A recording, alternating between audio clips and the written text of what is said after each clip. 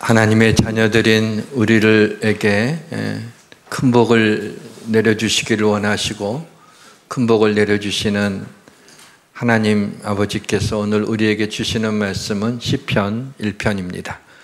1절부터 6절 말씀입니다. 구약성경 805페이지 우리 1절부터 6절을 교독하시겠습니다. 먼저 읽습니다. 복 있는 사람은 악인들의 꾀를 따르지 아니하며 죄인들의 길에 서지 아니하며 오만한 자들의 자리에 앉지 아니하고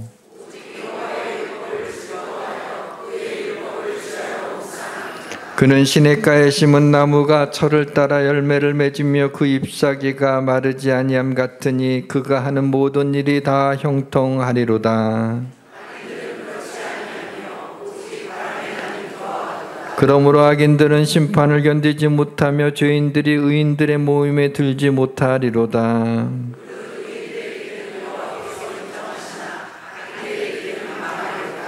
아멘.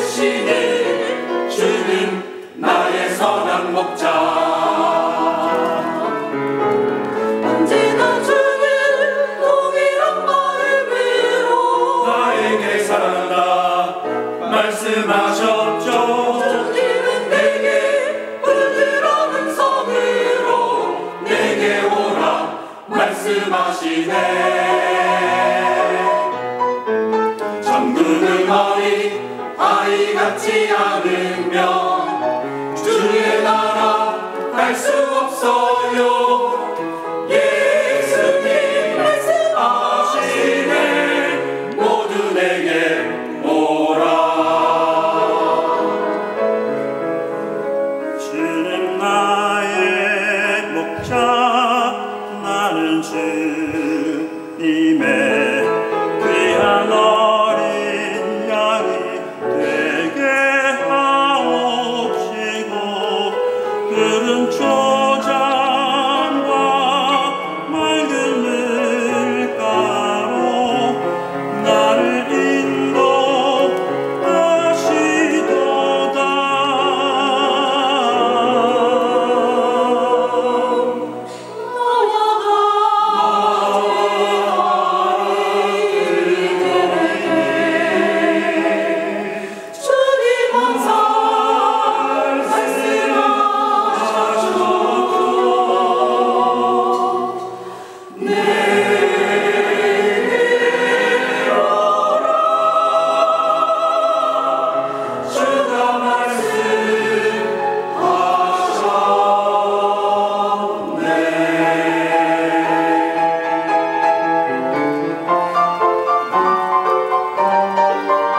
주를 믿는 어린이들 기뻐해 회개하는 어린이도 기뻐해 기도하는 주의 어린이 주님 기뻐하시죠.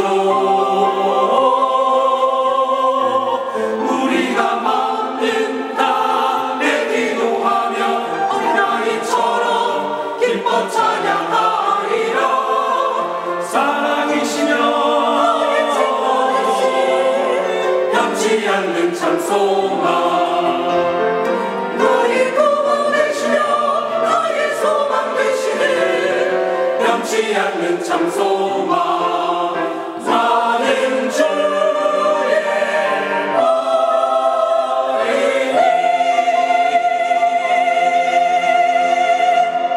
아멘. 고맙습니다.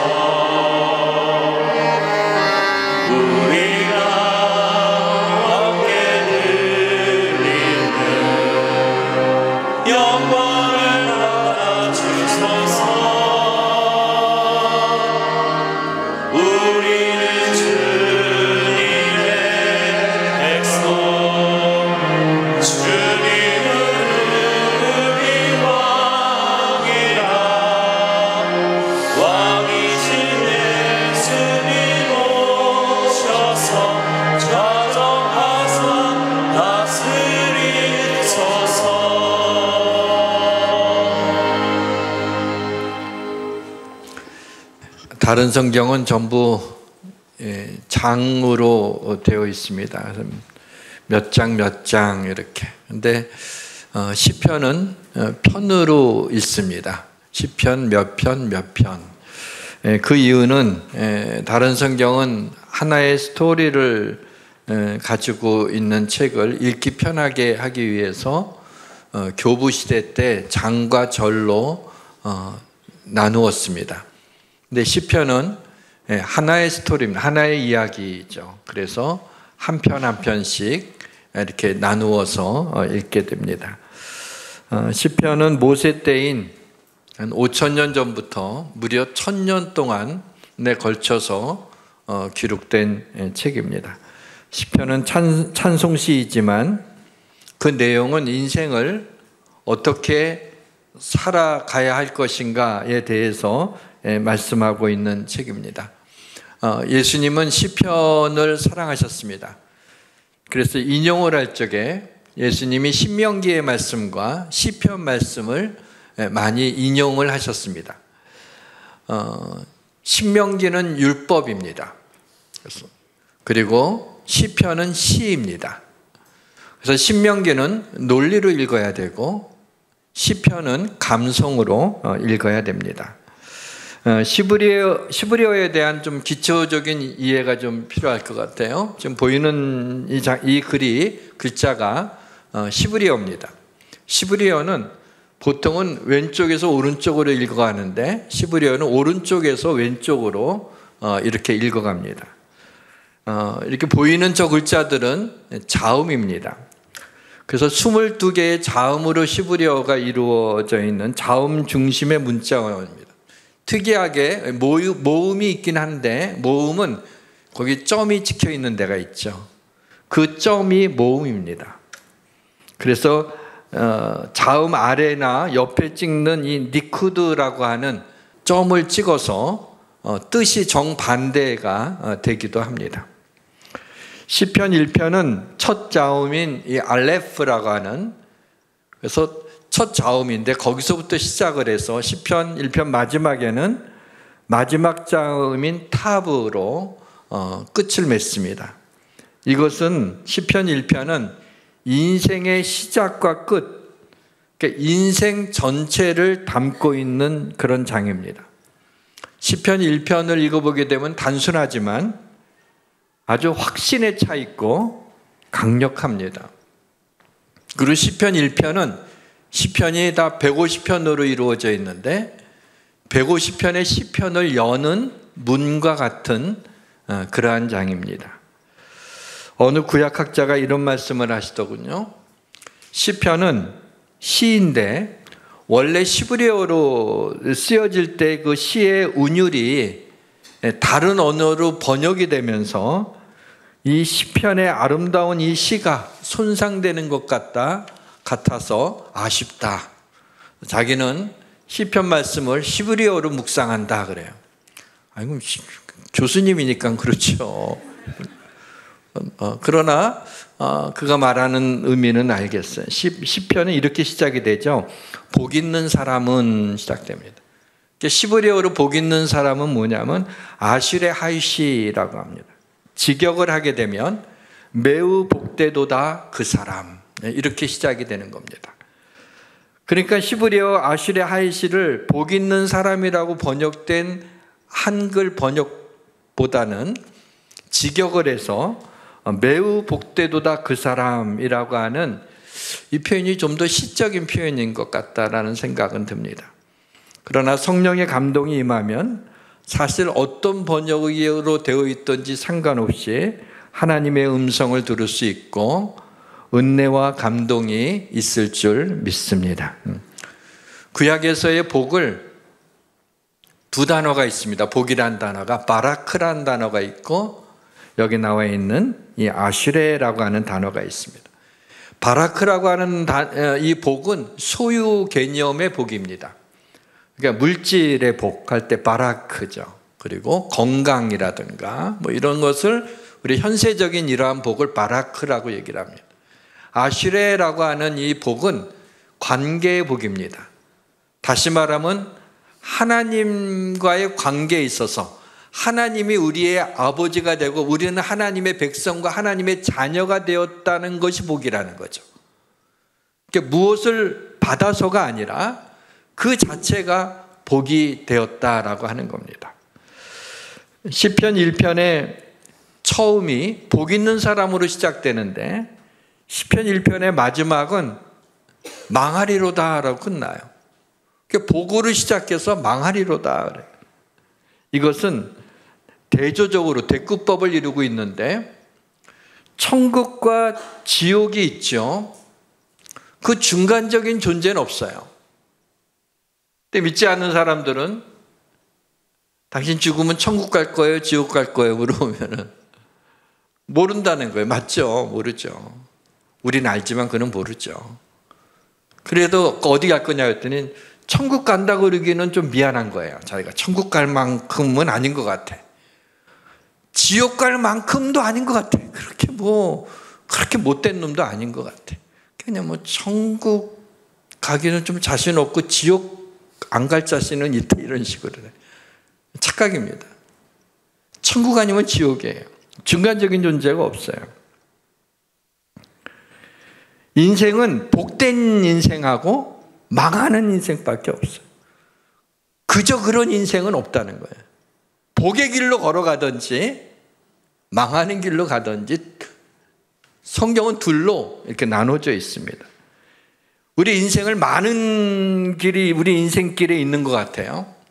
근데 결론적으로 뭐냐면 복된 인생과 망하는 인생, 의인의 삶과 악인의 삶, 시냇가에 심은 나무와 같은 인생과 바람에 날리는 겨와 같은 인생으로 그렇게 나누어져 있습니다.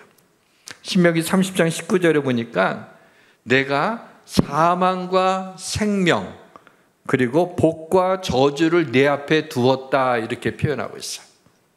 그러니까 우리 인생은 사망을 택하든지 생명을 택하든지 복을 택하든지 저주를 택하든지 그걸 앞에다 두고 택하라고 하는 겁니다.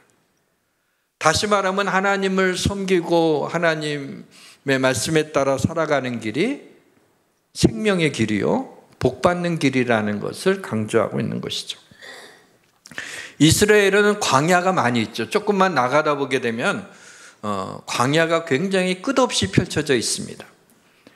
광야에 살아가는 유목민들에게 있어서 짐승들을 대고 가다가 두 갈래 길이 나오게 될 적에 어느 길로 가느냐 하는 것은 그들의 생존이 달려있기 때문에 길을 선택하는 데 있어서 신중하지 않을 수가 없습니다.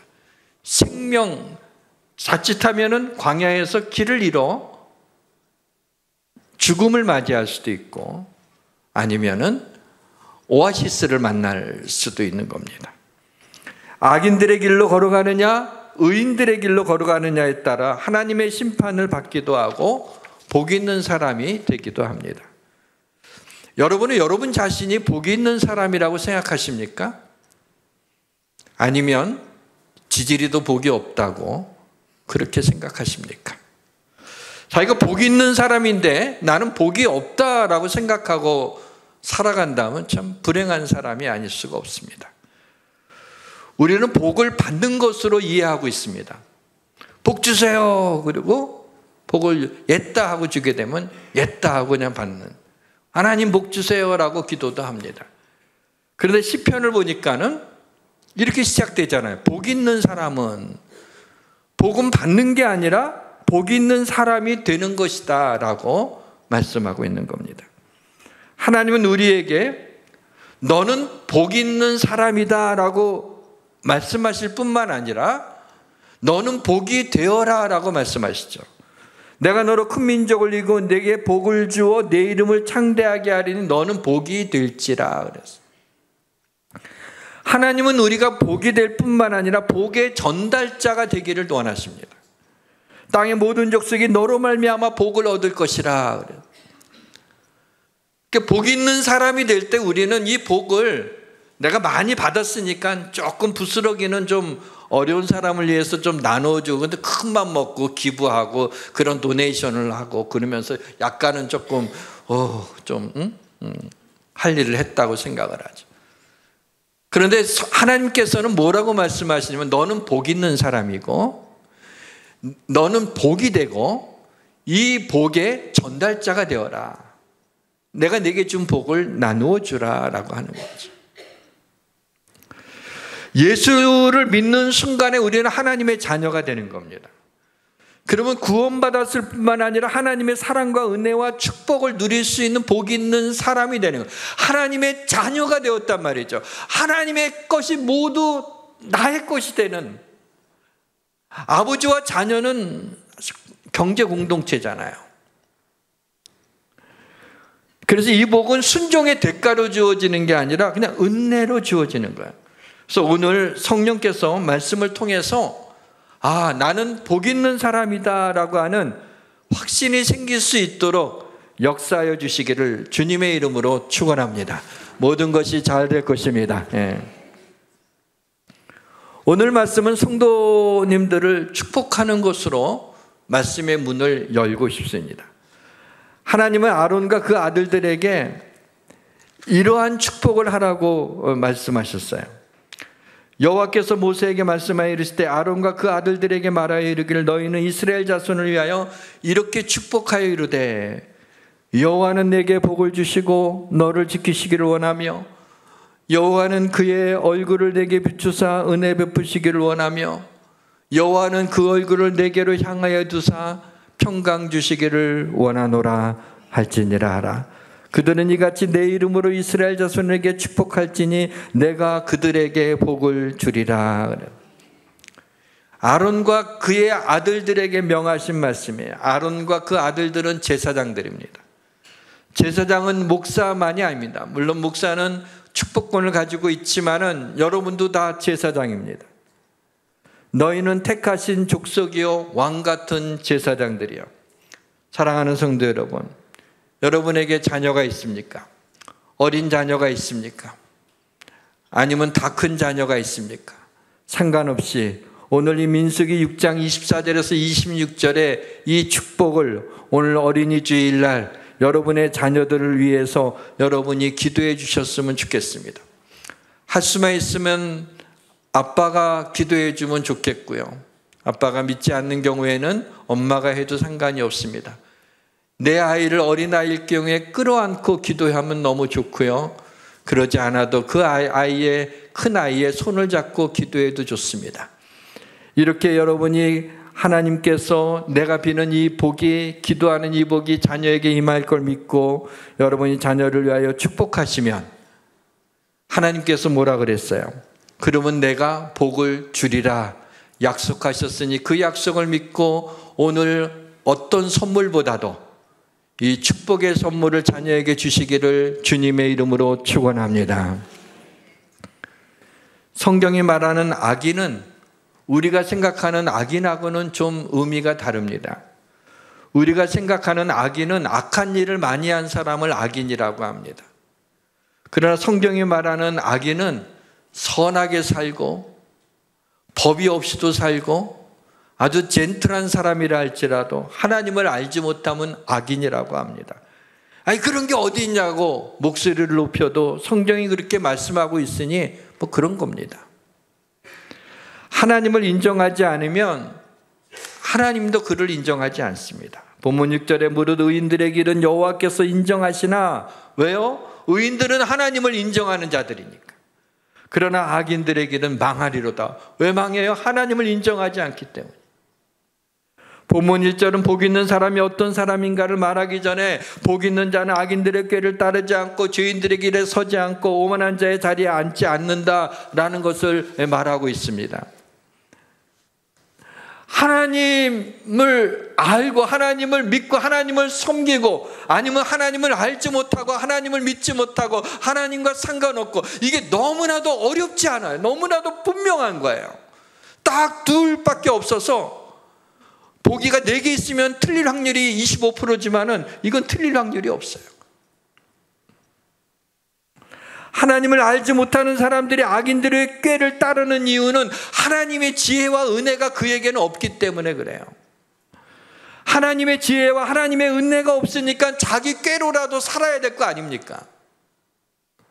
자기 꾀는 뭐예요? 자기 지혜입니다. 자기 생각입니다. 자기의 힘으로 살아가는 겁니다. 어쨌든 이 세상에 우리는 던져졌어요. 필수적인 존재예요. 그렇기 때문에 안 살아갈 수가 없어요. 스스로 목숨을 끊는 건 너무 무서워요. 살아가는데 어떻게 살아가느냐는 거죠. 누구의 힘으로 살아가, 누구의 생각으로 살아가느냐 말이죠.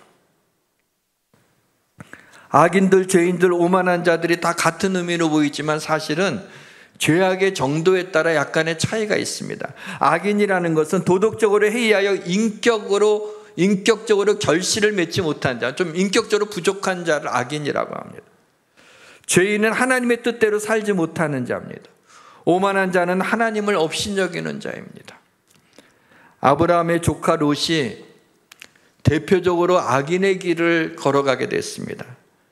사실은 아브라함이 본토 친척 아비집을 떠날 때 조카 롯이 아브라함을 따라갔습니다. 잘 따라간 거죠. 그래서 아브라함이 조카 롯이지만 아버지를 잃어버린 조카 롯을 아들처럼 생각하며 데리고 다녔습니다. 그리고 하나님이 아브라함과 롯을 축복해 주셨습니다. 거부가 되었습니다.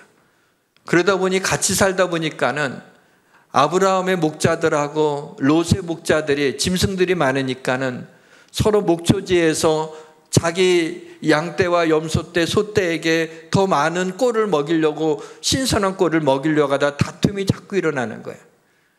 아브라함이 롯을 불러서 얘기합니다. 우리 소유들이 너도 소유가 많고 나도 소유가 너무 많아서 다툼이 일어나니 너는 네 갈 길을 가면 좋겠다. 근데 네가 어느 쪽으로 가든지 내가 반대편으로 갈게. 네가 우하면 나는 좌하고 네가 좌하면 나는 우하리라.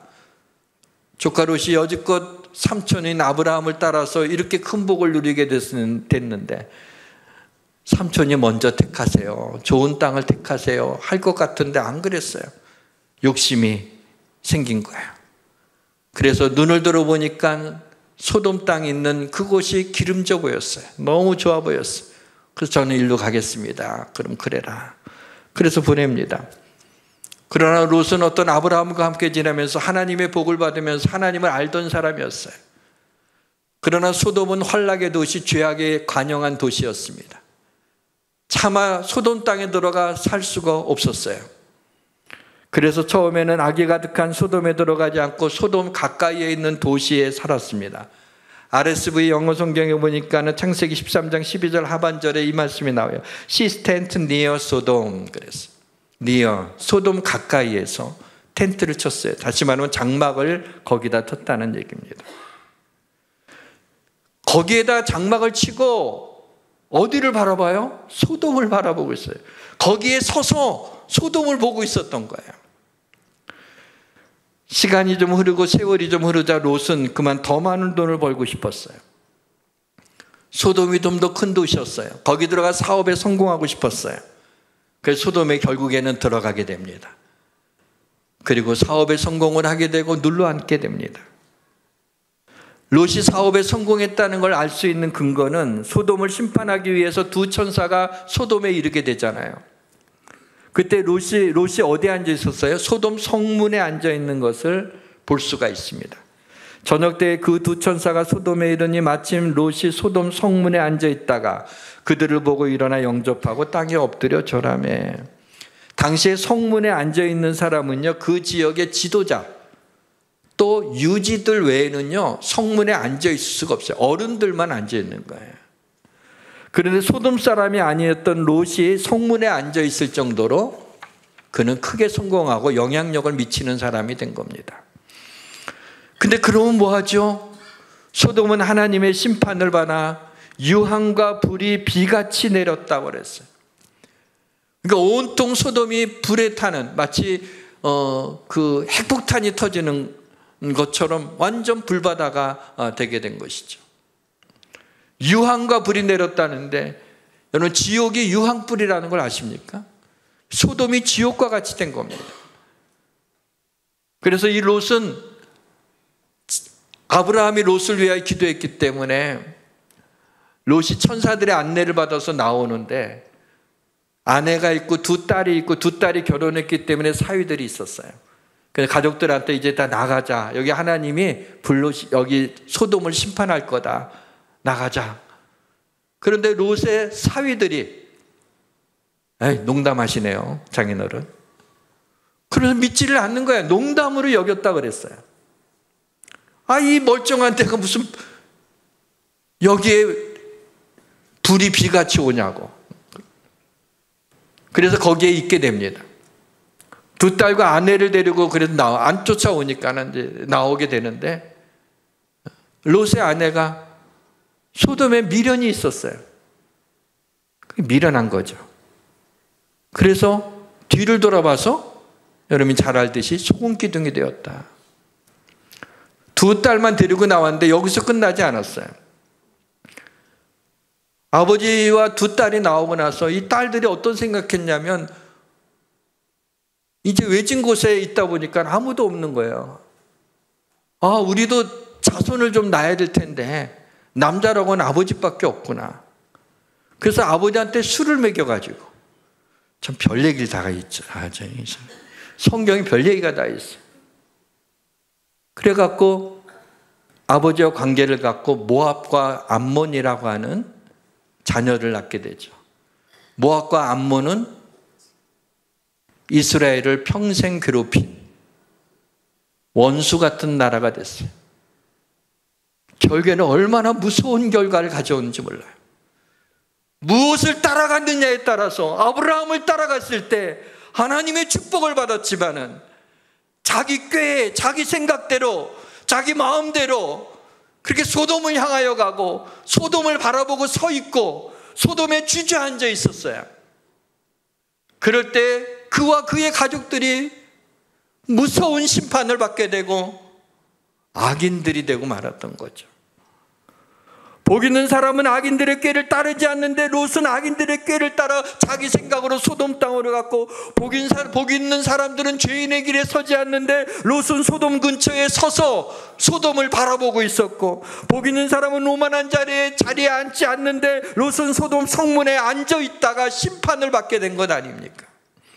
반면 아들 이삭을 바치려고 했던 아브라함은 하나님이 맹세까지 하시면서 그에게 축복을 약속하시는 장면이 나옵니다. 이르시되 여호와께서 이르시기를 내가 나를 가리켜 맹세하노니 내가 이같이 행하여 내 아들 내 독자를 아끼지 아니하였은즉 내가 네게 큰 복을 주고 그랬어요. 맹세는 자기보다 큰 자를 향해서 맹세하는 거예요. 하나님보다 큰 자가 없었어요. 그러니까 하나님이 자신을 두고 맹세하여 내가 너에게 내가 큰 복을 주겠다고 하나님이 말씀하셨어요. 사랑하는 성도 여러분, 아브라함은 믿음의 조상입니다. 바로 우리가 아브라함의 자손들입니다.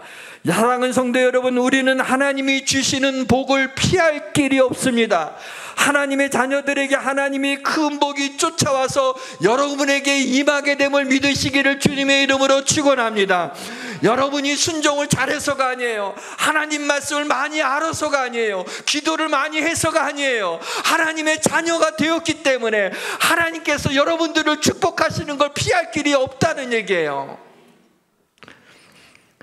이제 그런데 여러분이 진짜 복 있는 사람인지 한번 체크 한번 해보겠습니다. 예수님이 나의 구주이심을 믿습니까? 성경이 하나님의 말씀인 줄 믿습니까? 여호와의 율법 하나님의 말씀을 사모하십니까? 하나님의 말씀을 들을 때 은혜가 됩니까? 찬송을 부를 때 은혜가 됩니까? 기도할 때 성령께서 나의 기도를 인도하시는 것이 느껴지십니까? 네, 여러분들의 진심은 점점 소리가 작아지네요. 여러분 진심으로 아멘 하셨다면 틀림없이 여러분들은 이미 복받은 사람임을 믿으시길 주님의 이름으로 축원합니다. 그래서 하나님이 큰 복을 내게 주리라 맹세까지 하시면서 하나님이, 그러니까 안 받을 수가 없는 거예요. 그래서 그 큰 복이 뭘까? 그걸 좀 생각해 봤어요. 큰 복, 나한테 큰 복이 뭐지? 생각하다가 100억 준다면 야 이거 큰 복인데 150살까지 사는 거? 야 이것도 큰 복인데 말이지.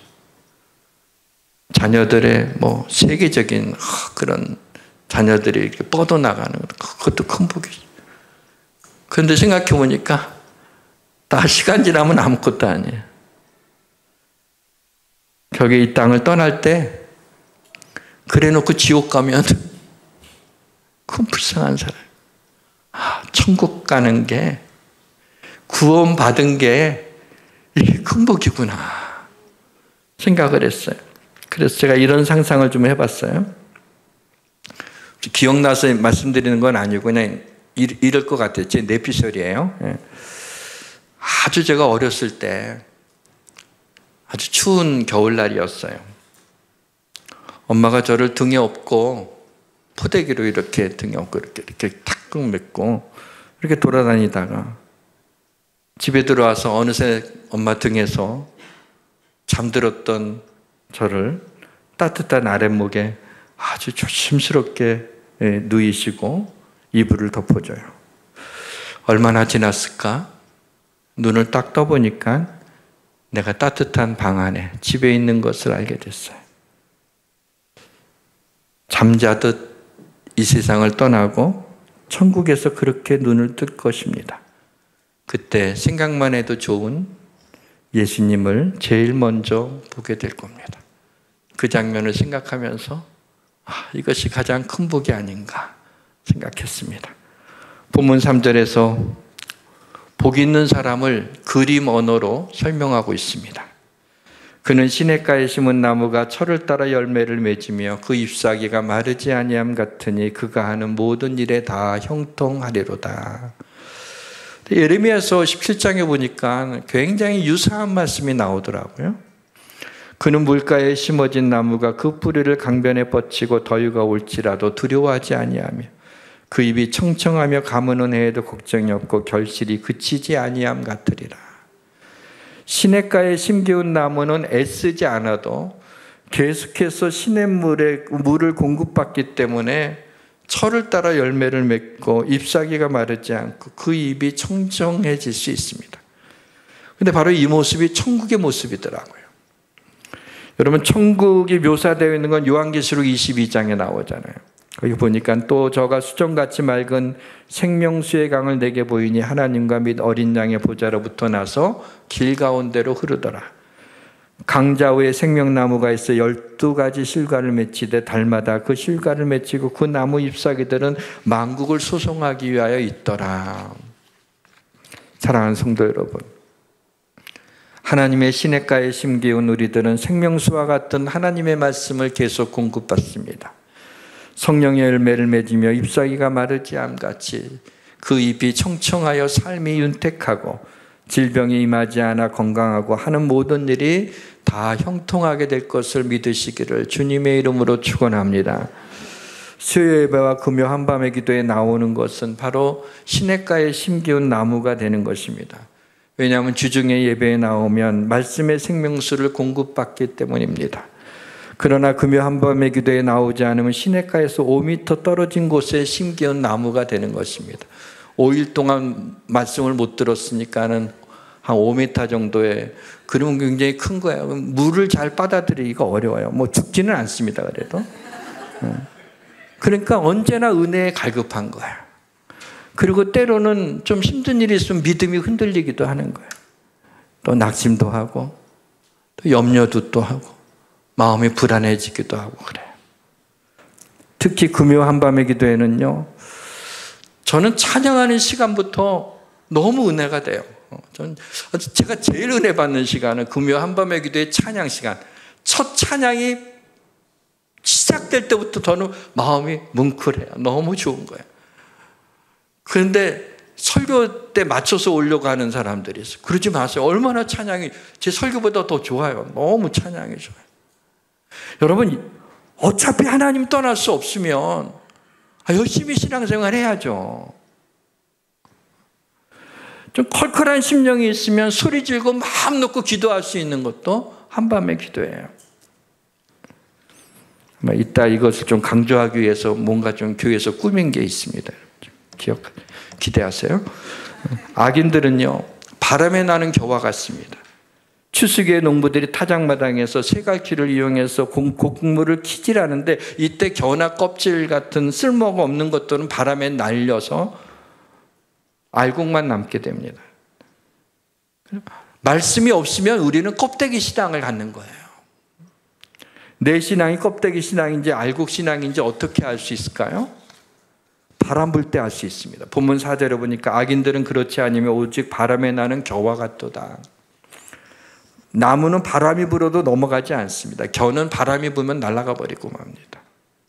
그 사람의 신앙은 어려운 일이 있을 때, 뭐 좀 시험 들 만한 일이 있을 때 보면 알아요. 좀 어려운 일이 있고 좀 내가 마음이 상한 일이 있어도 그때 하나님 앞에 더 기도하고 더 매달리는 사람은 하나님의 사람들이에요.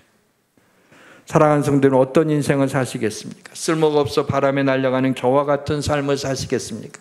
아니면 물가에 심겨진 나무처럼 풍성한 삶, 열매 맺는 삶, 건강한 삶, 여호와께서 인정하시는 삶을 사시겠습니까? 어떻게 알곡 신앙을 가질 수 있을까요? 나오죠. 2절에 오직 여호와의 율법을 즐거워하며 그의 율법을 주야로 묵상하는 자로다.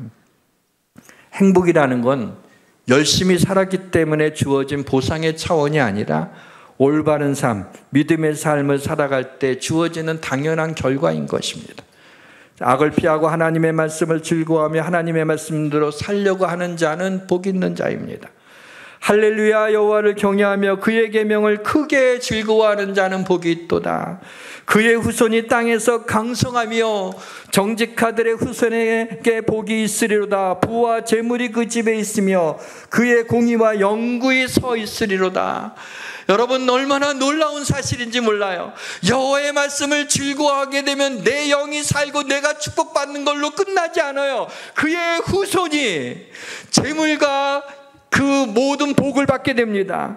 부와 재물이 그 집에 있을 거라고, 공의가 항상 그곳에 서 있을 거라고 말씀하고 있어요. 내 자식뿐만 아니에요. 후손이라고 하는 건 내 자식의 자식, 자식의 자식의 자식의 자식의 자식까지 하나님이 뭐예요? 그 가정들을 축복해 주시겠다는 거예요. 그래서 다른 걸 몰라도 여호와의 말씀을 즐거워하시기를 바랍니다. 하나님의 말씀을 기뻐하시기를 바랍니다. 기쁘지 않아도 기쁜 척하고 하나님 앞에 오시길, 하나님이 속아 넘어갈 거예요. 하나님 앞에 기뻐하며 감사하며 하다 보게 되면 성령께서 정말 기쁨을 주시는 것입니다. 시편 107편에 보니까 사람이 고통당하는 원인을 이렇게 말하고 있습니다. 사람이 흑암과 사망의 그늘에 앉으며 곤고와 쇠사슬에 매임은 하나님의 말씀을 거역하며 지존 자의 뜻을 멸시함이라. 그러므로 그가 고통을 주어 그들의 마음을 겸손하게 하셨으니, 하나님의 자녀들에게 말할 수 없는 고통과 아픔이 있게 될 적에 하나님이 나로 하여금 겸손하게 하려는구나 라는 것으로 생각하시길 바랍니다. 고통의 원인이 하나님의 말씀을 거역하는 것이라면 또한 고통에서 벗어나는 방법도 하나님의 말씀으로 벗어날 수 있습니다. 그가 그의 말씀을 보내어 그들을 고치시고 위험한 지경에서 건지시는도다. 말씀을 보내서 건져주시겠다는 거예요. 말씀을 붙잡게 되면 그 말씀이 그대로 이루어지게 되는 것입니다. 주의 종에게 하신 말씀을 기억하소서. 주께서 내게 소망을 가지게 하셨나니 이 말씀은 나의 고난 중에 위로라. 주의 말씀이 나를 살리셨기 때문이라. 사랑하는 성도 여러분, 주의 말씀은 나에게 소망을 주며 주의 말씀은 나의 고난 중에 위로가 되며 주의 말씀은 나를 살리심을 믿기를 주님의 이름으로 축원합니다. 말씀의 능력이 내 삶에 나타나기 위해서 가장 중요한 것은 하나님의 말씀을 하나님의 말씀으로 받는 것입니다. 이러므로 우리가 하나님께 끊임없이 감사하면 너희가 우리에게 들은 바 하나님의 말씀을 받을 때 사람의 말로 받지 아니하고 하나님의 말씀으로 받으리니 진실로 그러하도다. 이 말씀이 또한 너희 믿는 자 가운데서 역사하느니라. 여러분, 제가 하나님의 말씀을 전하고 있습니다. 이거 제 말이 아니죠. 제 생각을 전한 적이 있습니까? 제 가치관을 전한 적이 있습니까? 저는 하나님이 말씀하고 있는 이 말씀을 전할 뿐입니다. 그냥 스피커일 뿐이에요. 그 설교자는 스피커라고 합니다.